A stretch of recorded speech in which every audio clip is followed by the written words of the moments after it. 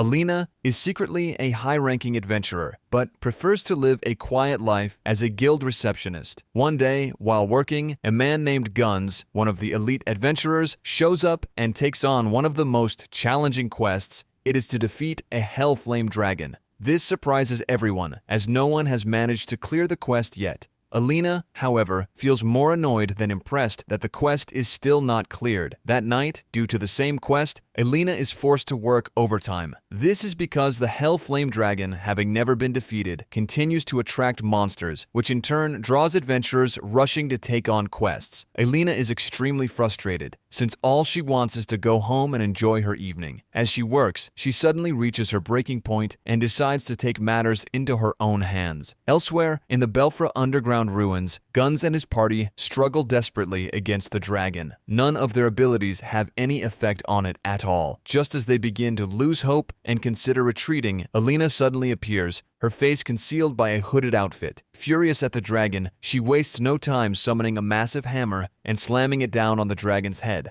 knocking it to the ground with a single powerful strike. This shocks everyone, leaving them wondering who she is. The dragon gets up and breathes fire at her, but she easily dodges it and finishes it off with the back of her hammer. Impressed by her strength, the party begins to speculate that she might be the Executioner. The Executioner is a mysterious adventurer known for appearing at undefeated dungeons and soloing them. The next day, Alina is shocked to learn that her actions have led Guns to retire. As a result, the guild launches an investigation to track down the mysterious executioner who killed the dragon, intending to force her to join Silver Sword and replace Guns. Panic sets in for Alina as she realizes that if they discover she's the executioner who operates under a fake name and has soloed bosses, she will definitely lose her comfortable job. Meanwhile, at the Adventurers Guild headquarters, Jade, the leader of Silver Sword, is doing everything he can to track down the executioner. He's amazed by her strength and wants her to join his party, but his fellow party members disagree, thinking he's becoming too obsessed with her. Elsewhere, in an alley, a man is furious that everyone keeps looking down on him.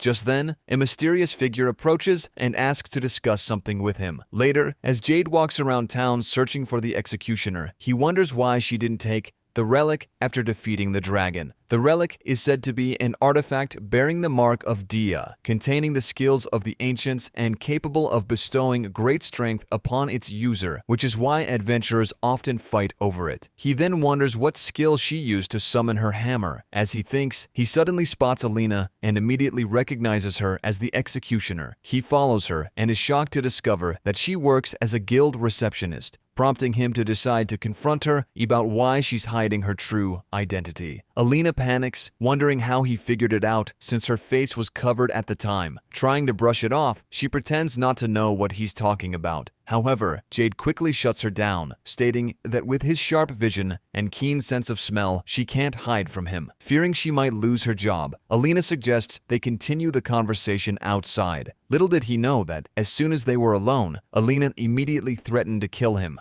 warning him not to reveal her secret. All she wanted was to live a peaceful life. Jade then attempted to use his skills to stop her, but it was useless. Without hesitation, Alina summoned her hammer and tried to kill him. Terrified, Jade begged her to stop. His eyes shifted to her hammer, and he asked if the skill she used was a type of phantom skill, a legendary ability said to have vanished alongside the ancients, rumored to be stronger than even the highest level modern skills. Alina, uninterested in his question and focused on silencing him, simply wanted to kill him. Realizing he had no other option, Jade confessed that he was in awe of her strength and wanted her to join his party. Alina, however, refused outright, pointing out that adventurers don't have the concept of leaving work on time. Jade then wondered why she chose to fight the dragon if she didn't want to be an adventurer. Frustrated, Alina explained her reasons to him, including her hatred for working overtime, but her explanation only left Jade more confused. Annoyed, Alina began lecturing him about how valuable her time was. Before leaving, she gave Jade one final warning to stop bothering her. However, Jade silently vowed to himself that he would convince her to join his party, no matter what. Later that day, while Alina was working, a man stormed in and demanded that her friend give him a secret quest, causing her friend to freeze in fear. Alina is furious because she knows there's no such thing as a secret quest. It's all just a ridiculous rumor. She tries to explain this to the guy, but he doesn't believe her. Just as he's about to hit her, Jade arrives in time to stop him and warns him not to do it again.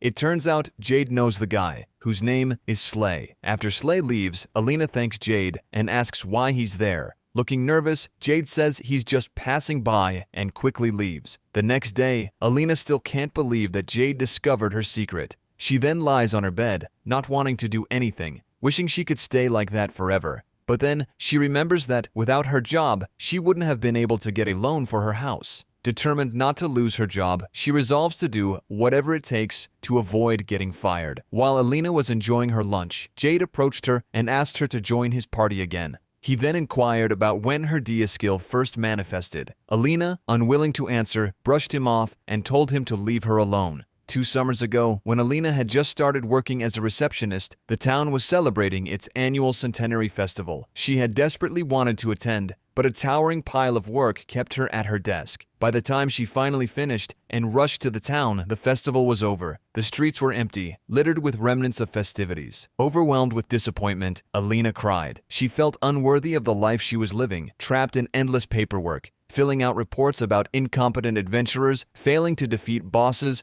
or overdue missions piling up. The relentless overtime crushed her spirit, and she hated everything that kept her tied to her job. At that moment, Alina prayed to the gods for great power, enough to bring an end to everything holding her back. It was said that during the centenary festival, the gods listened to the deepest desires of those with the strongest will, blessing them with Dia's power. To her astonishment, her wish was granted. Alina suddenly felt a surge of power coursing through her. Later, while Jade was walking around town, wondering how to change Alina's mind, he suddenly heard an explosion nearby. Alarmed, he rushed to investigate and was shocked to find none other than Slay commanding a raid boss attempting to destroy the town. Earlier that day, a group of adventurers had successfully captured the raid boss. However, Slay saw an opportunity and used his skill to take control of it, turning the situation into chaos. Meanwhile, Alina heard the commotion outside, and when she went to check, she was horrified to see Slay destroying the town. Panicked, she rushed to check on her house, desperately hoping it was safe. However, to her shock, she found it completely destroyed. The sight filled her with fury. At the same time, Jade was struggling to fend off Slay. Just when he thought he was about to lose, Alina arrived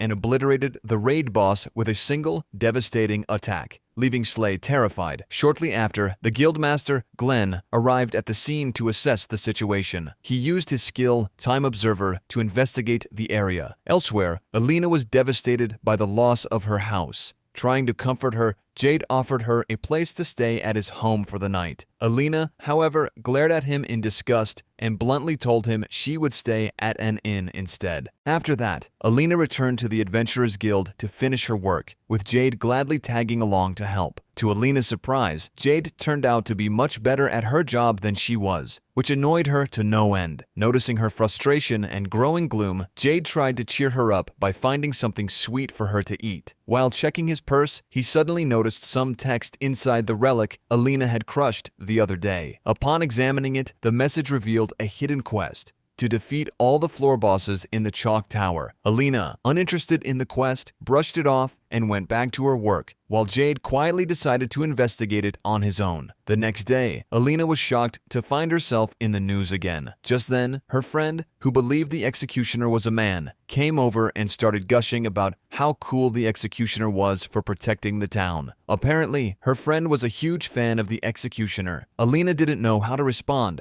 so she could only smile nervously. Later, while Alina was working, the guildmaster, Glenn, came to find her and told her to meet him at the guild's headquarters. He revealed that he knew she was the executioner due to his skill, which allowed him not only to stop time at the scene, but also to see into the past. Alina thought her life was over. She was sure she was going to get fired from her job. Seeing her so down, Jade tried to cheer her up, but she snapped at him, telling him to leave her alone and that she hated him. Hearing this, Jade broke down in tears. His party members felt bad for him, but didn't know how to help. They then looked at Alina, still struggling to believe that she was the executioner. Afterwards, she went to meet the guildmaster. To her surprise, instead of firing her, he wanted to challenge her to a duel, leaving her stunned. The guildmaster then offers Alina a deal. If he wins, she must join Silver Sword. However, if she wins, the guild will stay out of her way and she'll keep her job as a receptionist. Alina smirks, summons her weapon, and leaps into the air, ready to strike.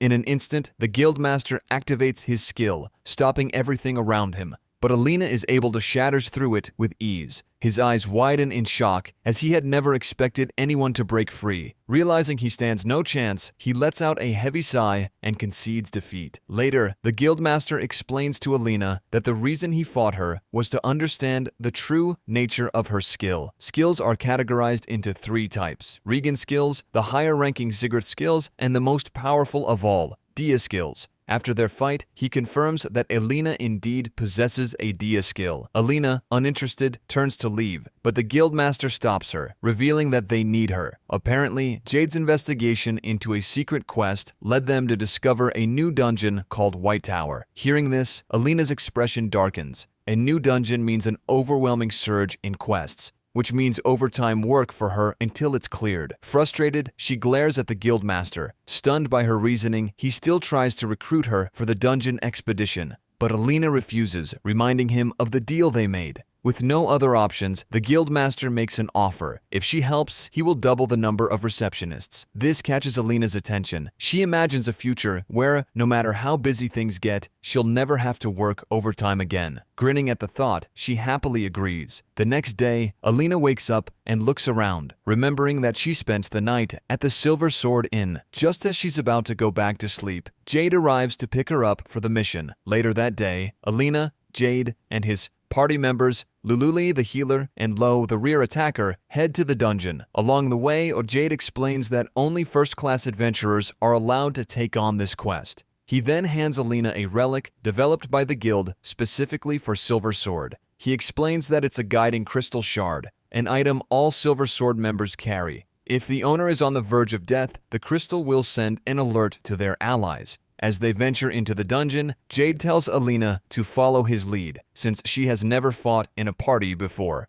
Just then, a monster appears. Jade quickly uses his skill to distract it, creating an opening for Alina. Without hesitation, she strikes, killing it in a single blow. Everyone is stunned. Lo even starts to question whether he's needed in the party, while Lululi, amazed, showers Alina with praise. As they delve deeper, they are surprised to find that there is no floor boss on the first level. Curious, Alina learns from Lululai that the ancients who built this dungeon mysteriously vanished one day. According to legend, they became too obsessed with great power, angering the gods, who then wiped them out. However, the true reason for their disappearance remains unknown. On the second floor, as they walk, a sudden scream echoes through the dungeon. Rushing toward the sound, they come to a halt, stunned by the sight before them, a group of adventurers lying lifeless on the ground. Alina freezes, staring at the bodies. A painful memory resurfaces. Someone important to her had met the same tragic fate. While Jade scans the area, he suddenly spots a survivor and rushes over to ask what happened. The shaken adventurer points ahead, explaining that a monster suddenly appeared from that direction, a humanoid creature capable of using skills. Just then, a monster bat swoops in to attack, but Alina swiftly crushes it. Noticing her warhammer, the survivor's eyes widen in anger. Then, he asks if she is the executioner and whether she's connected to that monster. After all, he had seen that monster summon weapons from a white magic sigil, just like she did. Later, Jade returns to the Adventurers Guild headquarters and explains everything to the guild master. Together, they decide to put the dungeon expedition on hold until they can find a way to deal with the humanoid creature. A survivor named Rufus overhears their conversation and becomes furious.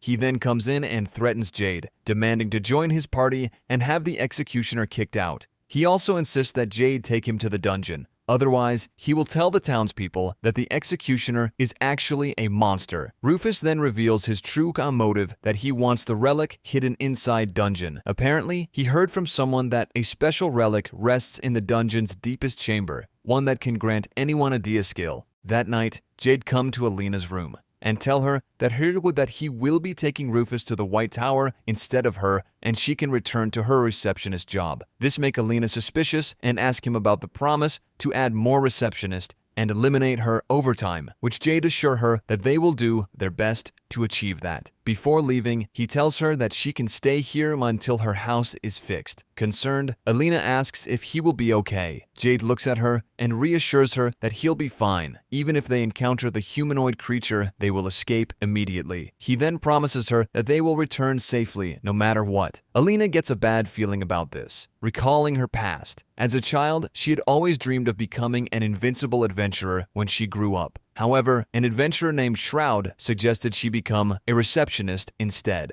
saying it was a safer and more stable job. But Alina refused. She wanted to go on quests with him. She even made a promise that one day they would adventure together. However, that promise was never fulfilled as he was killed on the quest the next day. Later, in the dungeon, Jade grows exhausted from constantly using his skill, Sigurth Beast, which allows him to detect monsters. He has been relying on it non-stop to avoid encountering the humanoid creature at all costs. Meanwhile, Rufus smirks and tells Jade to keep going, showing no concern for his exhaustion. As they reach the final floor, they are shocked to find that the floor boss has already been slain by the humanoid creature. The figure then introduces himself as the Dark God Scylla, claiming he is neither a monster nor a human. Without warning, he summons a spear and hurls it at Jade. However, Jade quickly activates his skill, blocking the attack, much to Dark God's amusement. Realizing they stand no chance, Jade and his party attempt to escape, only to be trapped by Rufus. Confused, they demand an explanation, and Rufus reveals the truth. Apparently, the Dark God was originally sealed here, but he learned that by feeding him human souls, the seal would break. That's why Rufus killed his own companions, to resurrect the Dark God. Now, he intends for Jade and his party to be the next sacrifices, believing that once Scylla is fully revived, he will obtain a Dia skill. However, as Rufus continues speaking, the Dark God suddenly appears behind him. Before he can react, the Dark God kills him and devours his soul. To the Dark God, all who enter his sight are nothing more than prey. If you come this far, please consider liking and subscribing for more videos like this. Thank